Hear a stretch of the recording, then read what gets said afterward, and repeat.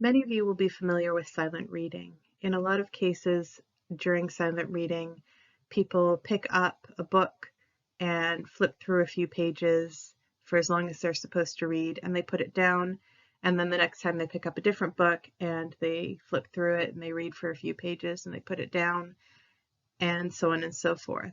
Independent reading is a little different in the sense that you are reading things from beginning to end and using what you're reading to help develop your skills in reading.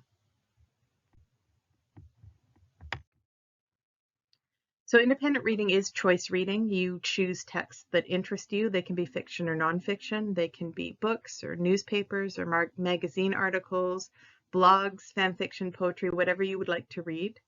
But you read them from beginning to end. Independent reading is written texts at your level.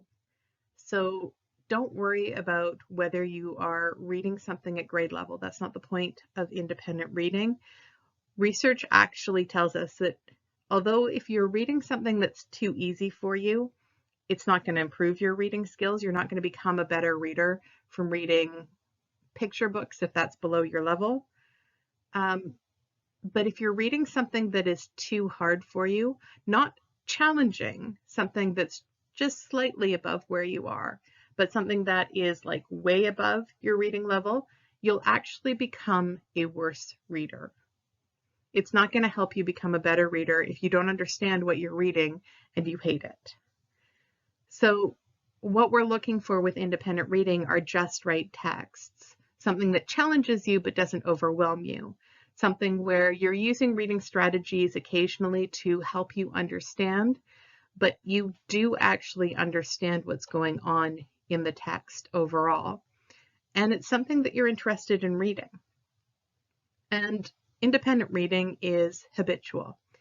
You do it regularly. If you want to improve your reading skills, you have to read regularly, and you have to read interesting things that are at your level regularly. So we build independent reading into our school day. One of the most important parts of independent reading is choosing a just right text. What that means is you need to think about what your interests are, what you like to read, maybe the type of reading, stories or sports. Do you like reading the news? Do you like reading poetry? Instructions on how to do something. Think about the things that you like to do. What topics interest you? Are you interested in sports? Are you interested in the environment? Are you interested in popular TV shows or movies or authors or actors or anything like that? And you can also think about what you want to learn about. What are you curious about? What topics would you like to learn? When you're choosing a just right text, like I've mentioned before, you need to consider your reading level, not the reading level that somebody somewhere has decided your grade should be able to read, but the level that you're actually reading at. Use the rule of 5. Read through a page. You shouldn't have more than 5 words you don't know. Look at the front of the text, the title. Look at the back of the text. Flip through the text and read a couple of random paragraphs or pages to ensure that you understand them. If you don't understand what's being said there, then it's probably not a just right text for you. If you're not interested in what's being said there, it's probably not just a just right text for you. Think about your reading history. Are there authors that you particularly like? Are there series or genres that you've read before that you could continue? Are there articles that you have enjoyed in the past that maybe you could find something similar to those? And then look at the text that you're considering. Look at the title, look at the front cover, look at the write-up on the back. If it's a newspaper or magazine article, usually you can look at the first paragraph or two to know a little bit of what it's about.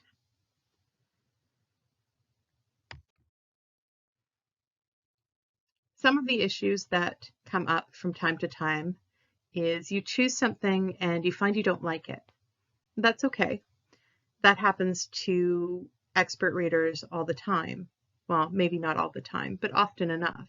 Sometimes you'll pick something up, you'll think it looks interesting, you'll start to read it, and you'll hate it. And you're like a chapter or a chapter and a half in, and you're bored out of your mind and you don't want to read it anymore. That's fine. Put it back. Be a little more careful when choosing next time. If you don't understand it, again, put it back.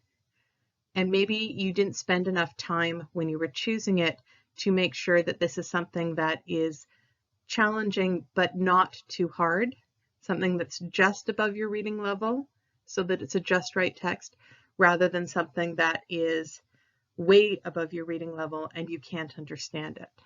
So again, put it back, check more carefully next time before you choose the text that you're going to read. If you don't like reading, most of the time when people say they don't like reading, actively don't like reading, not just I'm not a reader, but actively dislike it, it's because you haven't found something that you like. You haven't found something that you actually enjoy reading. And there are so many different things to read out there that everybody, sometimes with help, can find something that they enjoy reading.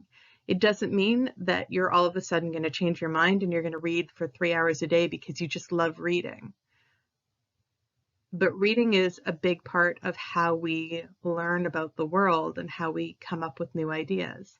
So finding things that you are interested in reading and developing your reading skills is really, really important, not just for English class, but for your entire future.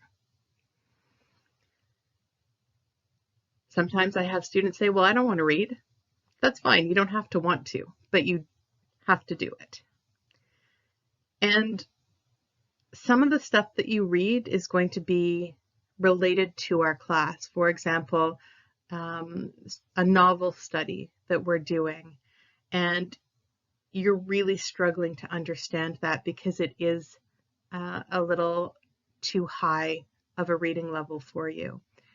If that's the case, because sometimes we do read things that are more in line with what the curriculum is asking for, you can use your independent reading time to help you develop those skills and understand that novel a little bit better.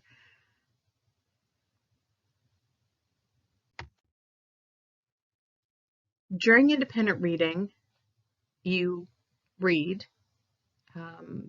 from beginning to end of the text. If it's an article, you read from the beginning to the end of the article. If you're looking at a newspaper, when I talk about reading from beginning to end, I'm talking about a single article, not necessarily the entire newspaper or even an entire section of the newspaper or of the magazine. If you've chosen a text, like I said before, that is not interesting to you or that's too difficult for you to understand, as long as this doesn't happen all the time, put it back, find one that actually does fit the criteria for a just right text. And then the other part of independent reading is that you are going to be observing your skills at reading and the strategies that you use. There are 3 different things that you might be interested in. First of all, maybe you want to become a faster reader. If that's what interests you, then you're going to be tracking the pages or the words that you've read in a particular amount of time and seeing how that speeds up or doesn't depending on what you read and as time goes on. You might be interested in developing your use of reading strategies to become a more expert reader. If that's the case, you'll track the strategy that you're working on. You'll choose a single strategy to focus on, and you'll practice that strategy with a novel or 2 or a text or 2. And your observations will be about how it's going, how using that strategy is going, both in terms of developing your comfort level with it so that you can do it sort of automatically, and how well it's helping you understand what you're reading. And then third, if you're interested in becoming able to read at a higher level, then one of the things that you're going to do, in addition to working on your reading strategies, which is how you improve, you'll want to track the difficulty of the text that you're reading.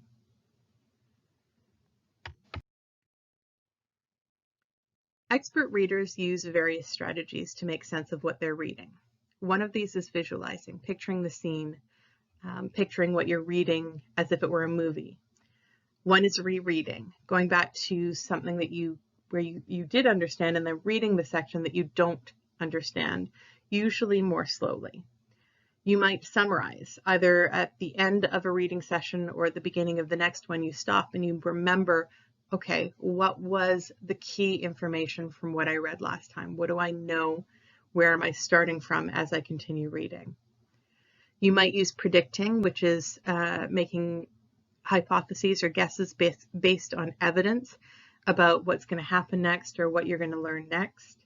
You might make connections, thinking about things that you already know, either things from your life or things from the world, things about the topic that you're reading about, things about other texts, and using that to help you understand this text, to connect to the text that you're reading right now. You might ask questions, being curious about what's going on in the mind of the author or in the minds of the characters and why they're doing certain things and what is going on in the text that you're reading. You might use inferring, which is taking the words or sentences around something you don't understand and using that to help you understand it, to figure it out. And note-taking is less about the reading and more about keeping track of some of these different things on paper or online, of usually content, like we take notes when we are studying something or when we're trying to collect information on a topic. Usually it's combined with summarizing, predicting, making connections, asking questions, or inferring. You don't often take notes with regards to visualizing or rereading, although you could. So depending on what you are interested in tracking, you'll have a chart that you will use to track it. This is an example if I'm trying to track my speed. I've got the date and the time that I read, how many pages I read, and then my observation notes are about, okay, so what might be impacting the speed of my reading? If you're looking at strategies, you've got still date, time, and pages. You identify the strategy that you're trying to develop, in this case visualizing, and your observation notes will be about how that's going for you. Are you able to do it without thinking about it? When you do it, what do you notice? Finally, if you're looking at difficulty, you want to look at the date and the time read, but your observation notes are more about how hard or easy this is for you and what are some of the things that impact your ability to understand it, that might be making it easier or harder, depending.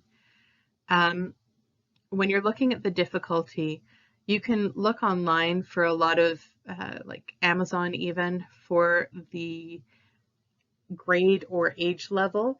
Usually that's related more to content, or at least maybe to a combination of content and how it's written. If you're looking for something that is a little bit more objective, there's something called a Lexile measure, the book's Lexile measure, which is basically how challenging it is to read.